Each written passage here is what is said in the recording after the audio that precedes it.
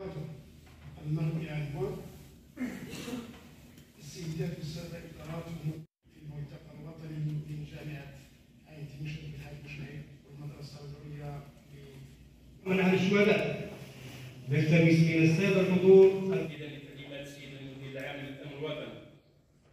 تشرف المدير العام للأمن الوطني بالاشتراك مع جامعة الحاج بوشعيب بعين تيمشن بتنظيم ملتقى وطني حول الأمن السيبراني من تنشيط دكاترة جامعيين بمدرسة الشرطة طيب محمد بوسيدي بالعباس.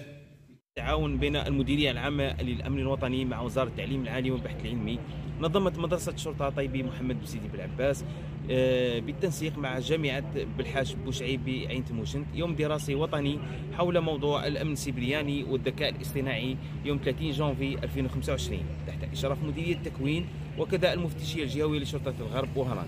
هذا اليوم الدراسي عرف محاضرات ومداخلات من طرف أساتذة ودكاترة جامعيين لفائدة إطارات الأمن الوطني وإطارات تابعة للشركاء الأمنيين. يندرج هذا الصرح التكويني في دائرة الجاهزية التقنية العالية وركيزة الاحتراف لدى الأمن الوطني.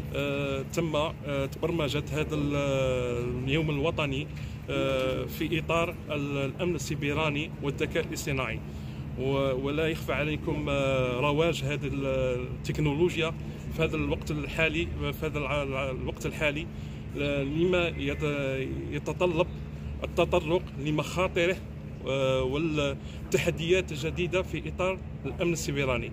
في هذا اليوم سوف يتطرق الأساتذة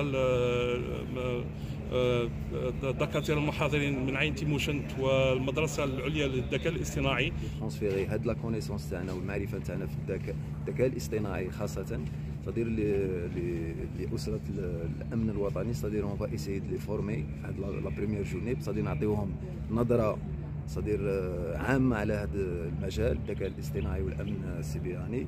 وإن شاء الله رانا مبرمجين دون 15 جور إن شاء الله on a programmé des formations au niveau de l'université. إن شاء الله on programme ثاني d'ouvrir des masters c'est-à-dire spécialisés في هذا الدومين. وطنية نيوز، الواقع من المواقع.